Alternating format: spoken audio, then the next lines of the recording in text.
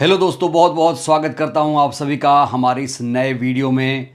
हम लगातार आजकल ग्रोक की बात कर रहे हैं क्योंकि ग्रोक ऐसी ऐसी जानकारियां दे रहा है जो सरकार के गले नहीं उतर रही है। इसीलिए अब सरकार के तमाम जो लोग हैं, जो सरकार के समर्थक हैं, वो ये कहने लगे हैं कि ग्रोक हटाओ, मोदी बचाओ।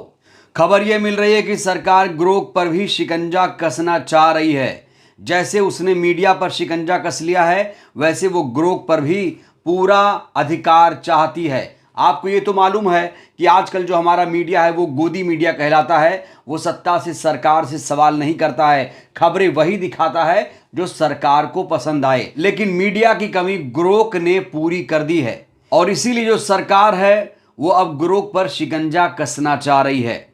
कहा जा रहा है कि आईटी मंत्रालय ग्रोक की जांच करेगा। मामला कोर्ट में पहुंच चुका है। इस बीच मशीन को लेकर, चुनावी मशीन को लेकर भी सवाल पूछे गए हैं। और मशीन को लेकर दोस्तों एक डिस्क्लेमर मैं देना चाहता हूं। अगर मैं यहां मशीन बोलूं, चुनावी मशीन बोलूं, तो आप ईवीएम ही समझिएगा, ठीक है। तो बार बार मैं इसको नहीं बोलूंगा क्योंकि इसको बोलूंगा तो दिक्कत आ जाएगी वीडियो में। इसको लेकर टेक्निकली दिक्कत आ जाती है, रीच इसकी कम हो जाती है। इसलिए मैं इशारों में बात करूंगा ये जो मशीन है इसके बारे में। तो इस मशीन को लेकर क्या कुछ सवाल पूछे जा रहे हैं। तो ग्रोक से अब मशीन को लेकर भी सवाल पूछे गए। सवाल पूछा गया, क्या चुनावी मशीन को हैक किया जा सकता है? क्या चुनावी मशीन सेफ है? तो इसको लेकर दोस्तों ग्रोक ने एक चौंका देने वाला खुलासा किया है। ग्रोक ने जो जवाब दिया है उससे सरकार की जो नींद है वो उड़ चुकी है। इससे पहले ग्रोक ने कई सवालों का जवाब दिया। ग्रोक ने कहा कि जो 15 लाख रुपए था वो जुमला था। सावरकर ने कभी भी माफी नहीं मांगी। आजादी में आरएसएस का कोई योगदान नहीं था और आयोग पर, चुनाव आयोग पर सवाल उठा सकते हैं। मोदी जी की प्रधानमंत्री की डिग्री जो है वो फर्जी है। इस तरह के जवाब, अनगिनत सवालों के जवाब ग्रोक दे चुका है। अब जब बात मशीन पर आई तो मशीन को लेकर ग्रोक ने क्या कुछ कहा है वो मैं आपको अब बताने जा रहा हूं। मशीन, चुनावी मशीन कितनी सेफ है, इसको लेकर ग्रोक ने क्या कहा देखिए। मशीन की सेफ्टी पर सवाल जायज है। ग्रोक के मुताबिक कुछ स्टडीज कहती हैं कि हार्डवेयर छेड़छाड़ मुमकिन है अगर किसी को मशीन तक पहुंच मिले। सच्चाई यह है कि कोई सिस्टम 100% प्रूफ नहीं है। शोध कहते हैं कि मशीन में सैद्धांतिक कमजोरियां हैं पर व्यवहारिक धोखा मुश्किल है क्योंकि सुरक्षा उपाय हैं। कोई सिद्ध धोखाधड़ी का केस नहीं मिला, हालांकि विवाद ज्यादा है। मशीन बैन करने के लिए बैलेट पेपर पर लौटना होगा। शोध बताते हैं कि भारत के मशीन हैक हो सकते हैं, जैसे फिजिकल टेम्परिंग से मशीनें खराब होने पर बदली जाती हैं, पर इस बात का पक्का सबूत नहीं है कि टेम्पर्ड मशीनें रिजल्ट बदलने के लिए इस्तेमाल हुई। सिक्योरिटी पर विवाद है। तो अपने जवाबों से ग्रोक ने साफ तौर से कह दिया कि कोई भी सिस्टम 100% प्रूफ नहीं है। कोई भी मशीन 100% प्रूफ नहीं है, चाहे वो चुनावी मशीन ही क्यों ना हो।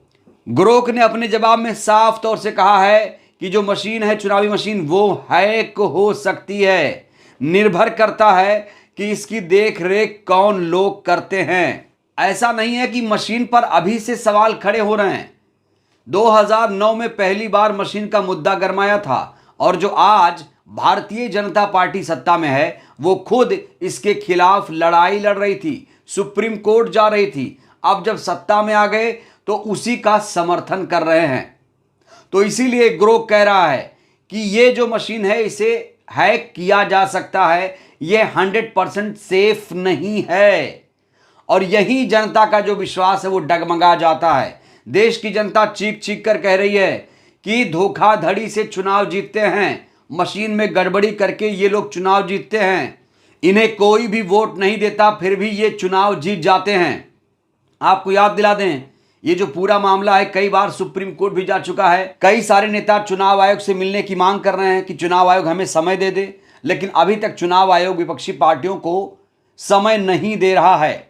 इस बीच एलन मस्क जो XAI के मालिक हैं, उन्होंने भी साफ तौर से कह दिया है कि मशीन को AI से हैक किया जा सकता है। दोस्तों ये बहुत बड़ी बात है। AI से ही जो चुनावी मशीन है वो हैक हो सकती है। अब हैक हुई या नहीं हुई वो मुझे नहीं पता, वो कोई नहीं बोल रहा है, लेकिन सवाल यह है कि हो सकता है या नहीं हो सकता। हो सकता है, अगर हो सकता है तो हो ही रहा होगा। तमाम लोग इसी बात की तरफ इशारा कर रहे हैं और तमाम नेता यही बात लगातार दोहरा रहे हैं।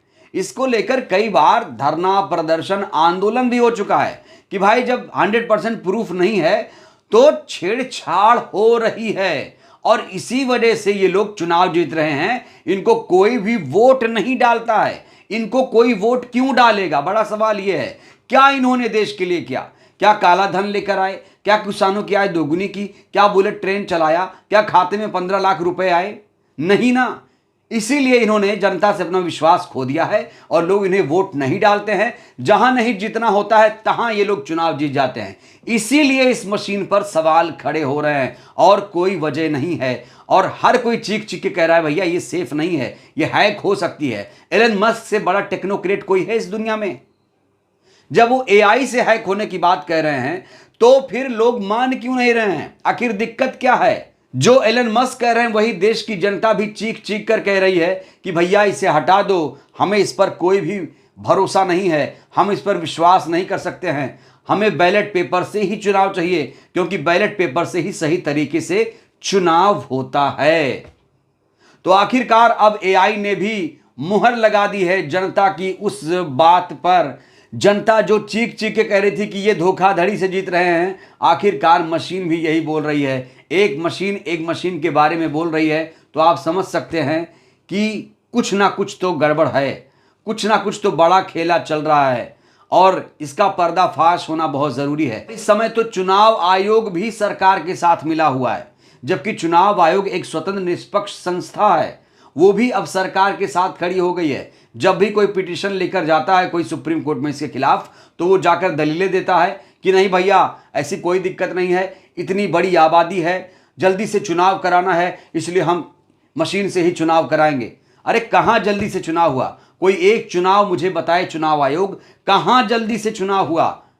अगर 10 तारीख को वोटिंग शुरू होती है तो 1 महीने तक वोटिंग चलती रहती है, फिर 15 दिन के बाद वो काउंटिंग शुरू होती है और जब काउंटिंग शुरू होती है तो पूरा दिन लग जाता है गिनने में कि कौन जीता कौन हारा। 8 बजे से आमतौर पर काउंटिंग शुरू होती है लेकिन नतीजे आते हैं रात 8 बजे। ये किस तरह की गिनती है?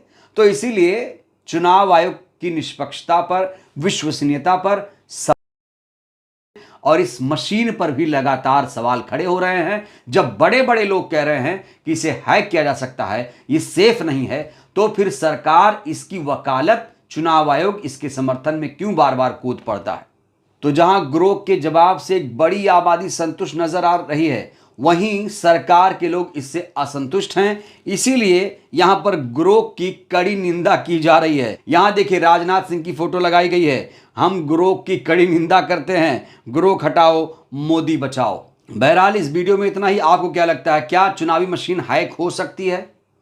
आपको इस पर कितना भरोसा है? आप चुनावी मशीन पर भरोसा करते हैं या फिर बैलेट पेपर पर? आप लोग भी अपनी राय दीजिएगा और जो जवाब ग्रोक दे रहा है, एआई दे रहा है, क्या वो सही है? आप लोग अपनी राय दीजिए। बहुत बहुत धन्यवाद।